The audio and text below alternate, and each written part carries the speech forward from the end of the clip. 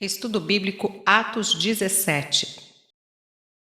Paulo, Silas e Timóteo viajaram para o oeste pela grande estrada militar que se chamava Via Ignátia.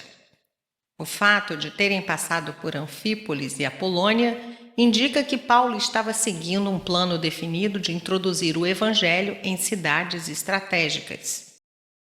Ele não queria apenas pregar o evangelho onde quer que encontrasse um auditório.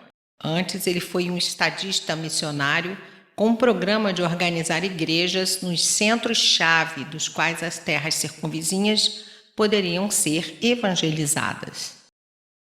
Verso 1, Tessalônica, capital da província da Macedônia, era a principal cidade e uma das mais ricas da região. Na carta mais tarde escrita à igreja em Tessalônica, Paulo indica que o evangelho foi propagado de lá não só para Macedônia e Acaia, mas a muitos outros lugares. 1 Tessalonicenses 1:8.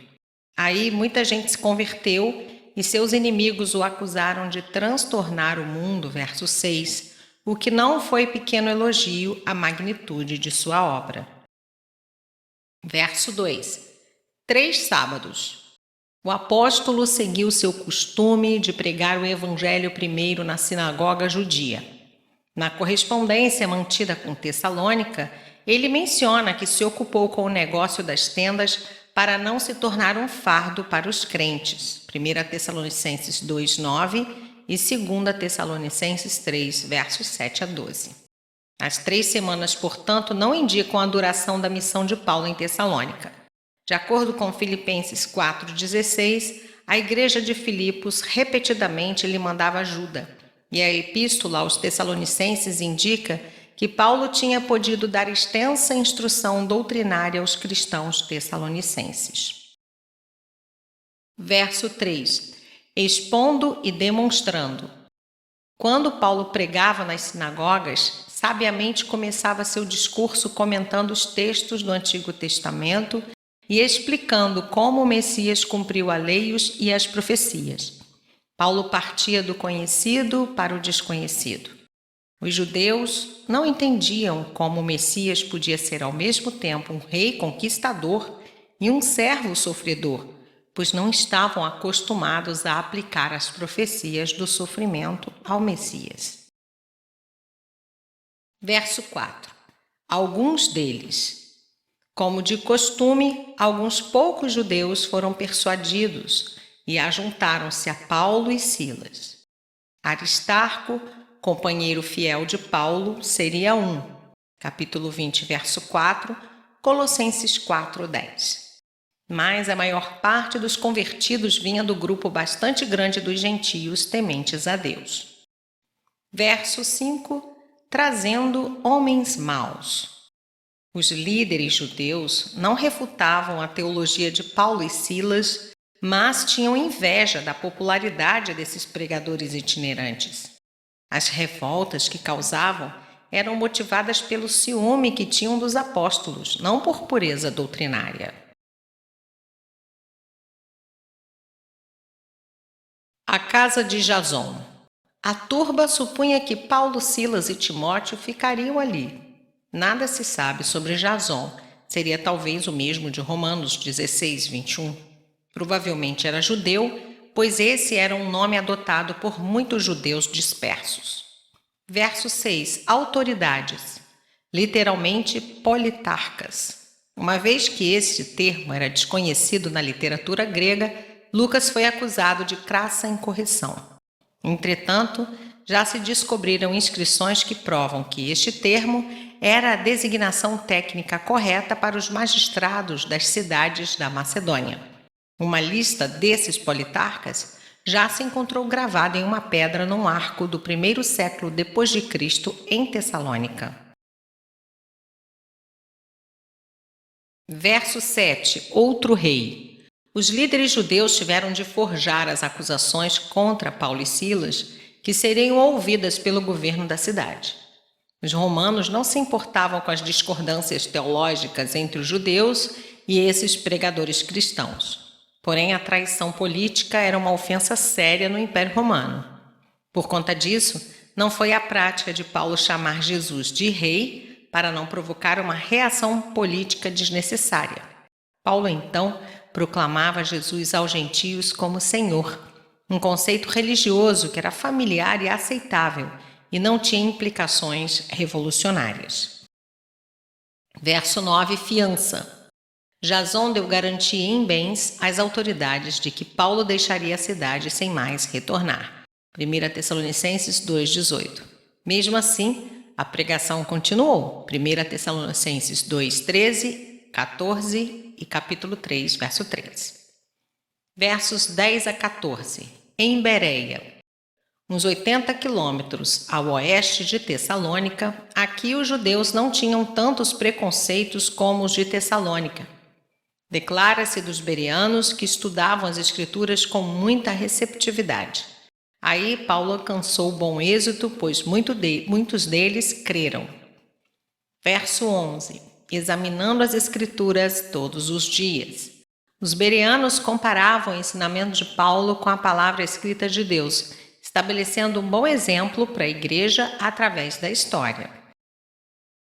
Nota homilética. Igreja nobre. 1. Recebe a palavra com avidez. 2. Examina as Escrituras sem demora. E 3. Verifica a verdade de toda a doutrina na Bíblia. Versos 13 a 15. Quando judeus hostis de Tessalônica foram a Bereia e despertaram a oposição, alguns dos irmãos acompanharam Paulo até a praia e depois para Atenas. Silas e Timóteo não acompanharam Paulo a Atenas, mas ficaram para trás em Bereia com instruções de se juntarem a Paulo tão logo fosse possível em Atenas. Verso 15. Atenas. Não era cidade de muita importância política ou comercial, mas era o mais famoso centro intelectual do mundo. No seu apogeu, Atenas foi o berço dos mais renomados filósofos da história, incluindo Sócrates, Platão e Aristóteles, que sem dúvida foi o filósofo mais influente de todos. 2 outros filósofos importantes ensinaram lá: Epicuro, fundador do epicurismo, e Zenão, fundador do estoicismo, 2 filosofias dominantes nessa época. Verso 16. Se revoltava em face da idolatria. A estratégia missionária de Paulo não incluía a evangelização de Atenas, mas, esperando ali por Silas e Timóteo, sentiu-se profundamente movido pela evidente idolatria que viu. Os famosos templos de Atenas eram obras de arte cuja beleza não podia ser ultrapassada, mas por trás dessa beleza, Paulo viu as trevas da idolatria. Verso 17. Dissertava na sinagoga. Por isso dissertava com judeus e com gentios religiosos tementes a Deus, como também discutia com aqueles que encontrava no mercado. Verso 18. Epicureus e estoicos. Os epicureus acreditavam que buscar a felicidade ou o prazer era a principal meta da vida. Os estoicos, ao contrário, colocavam o pensamento acima dos sentimentos e tentavam viver em harmonia com a natureza e a razão, suprimindo seu desejo de prazer. Eram muito disciplinados. Tagarela. Literalmente catador de sementes. Alguns dos filósofos consideravam Paulo um filósofo amador, alguém que não tinha opinião própria, mas que apenas escolhia determinados pontos entre as filosofias predominantes e construía uma filosofia superficial. Verso 19. Areópago. Pode designar tanto a colina de Marte, verso 22, que ficava entre o mercado e a Acrópole, ou o conselho que se reunia antigamente no Monte de Marte. Os versos 22 e 33 fazem este último parecer mais provável. Este conselho não era um tribunal de justiça, mas um grupo de homens que supervisionava questões religiosas e educacionais. Paulo compareceu diante desse conselho para apresentar um resumo de sua filosofia, ao que parece para dar-lhes a oportunidade de determinar se ele devia ter permissão de ensinar em Atenas. Versos 22 a 32. O discurso de Paulo no Areópago é uma das obras-primas de oratória de todos os tempos e revela sua competência no pensamento grego. Entretanto, os atenienses escarneceram da ressurreição, embora alguns crescem. Verso 22. Acentuadamente religiosos. Em pé no meio do Areópago, Paulo tentou estabelecer um ponto de contato, observando que eles eram muito religiosos. Esta é uma tradução melhor do que um tanto supersticiosos, embora as duas traduções sejam possíveis. Verso 23. Ao Deus desconhecido. Os atenienses construíram um altar para o Deus desconhecido por medo de esquecer algum ídolo e perder bênçãos ou receber castigos. O começo do discurso de Paulo aos atenienses foi sobre esse Deus desconhecido. Paulo teve, assim, a oportunidade de apresentar-lhes o Deus Criador, que pode ser conhecido. Deuteronômio 4:35, 1 Reis 8:43, primeiro livro das Crônicas 28, verso 9, Salmo 9, verso 10, Jeremias 9, 24 e João 17, verso 3. Versos 24 e 25. O Deus que fez o mundo. Uma vez que esse Deus é o Criador de todas as coisas, Paulo explicou, e Senhor dos céus e terra, ele não podia habitar em qualquer estrutura construída por homens. Ele também não tinha nenhuma necessidade de que o culto humano ou a adoração pudesse suprir, pois ele mesmo é fonte de toda a vida. Esse ensino contradizia diretamente tanto os epicureus, que acreditavam que a matéria era eterna e por isso não tinha Criador, bem como os estoicos, que eram panteístas, acreditando que Deus fazia parte de tudo e não podia ter criado a si próprio. Nota homilética sobre o Deus verdadeiro, a mensagem de Paulo. A. Declara negativamente que, primeiro, Deus é onipresente e limitado no espaço, verso 24. Segundo, é transcendente, não carece de coisa criada, verso 25. É imanente, não está longe do homem, verso 27. Quarto, é infinito, não se assemelha à coisa criada, verso 29. B. Declara positivamente. Primeiro, Deus é Criador, fonte de tudo que existe, verso 24. Segundo, toda vida tem origem nele, versos 25 e 26a. Terceiro, toda vida depende dele, verso 28. E quarto, Deus é Pai da humanidade, afinidade entre o Criador e o homem criado à sua imagem, verso 29. O ensino de Paulo encontra fundamentos por toda a Escritura. Verso 26, de um só. Todos os seres humanos são iguais aos olhos de Deus, pois todos procedem de um homem, Adão. Esse ensino era como uma flechada no orgulho nacional dos gregos, que acreditavam que todos os não-gregos eram bárbaros. Verso 27. Para buscarem a Deus.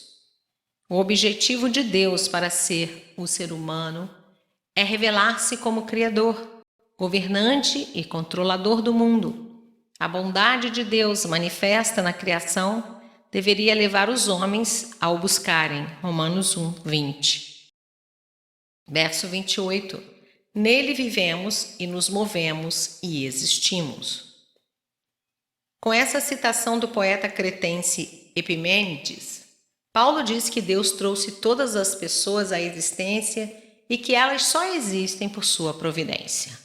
No mundo antigo, os três grandes mistérios da filosofia e da ciência eram as questões de vida, movimento e existência.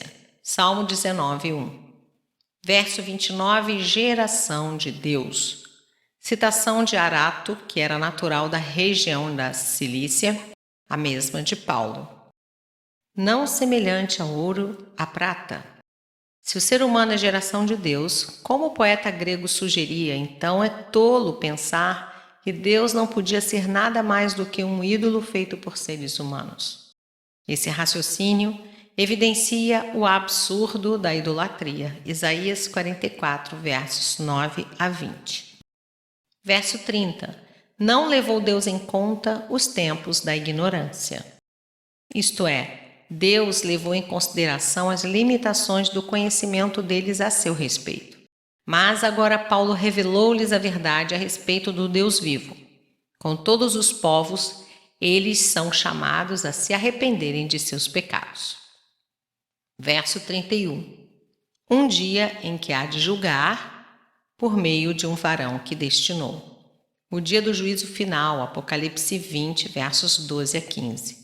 A rejeição pelos atenienses do homem a quem Deus designou resultará em Jesus, rejeitá-los definitivamente com toda a justiça no dia do juízo. Paulo enfatiza que o chamado de Deus ao arrependimento e à fé não é um convite, mas uma ordem. Os gregos não tinham um conceito de juízo divino. A maioria deles preferia adorar muitos deuses em vez de um único. E o conceito da ressurreição era inacreditável e ofensivo para eles. Porém, Paulo não reteve a verdade a despeito do que pudessem vir a pensar. Versos 32 a 34. O discurso de Paulo provocou reações diversas. Alguns riram, outros quiseram mais informações, outros se lhe juntaram, confessando a fé em Cristo. Portanto, ele não ficou completamente sem êxito. Um dos crentes era membro do próprio Areópago, mas houve poucas conversões em Atenas. Além de não haver referência a uma igreja em Atenas, as primícias de Acaia, 1 Coríntios 16:15, foram em Corinto e não em Atenas. O fracasso de Paulo foi devido ao caráter dos atenienses. Paulo não planejou nenhum programa evangelístico ou missionário naquela cidade.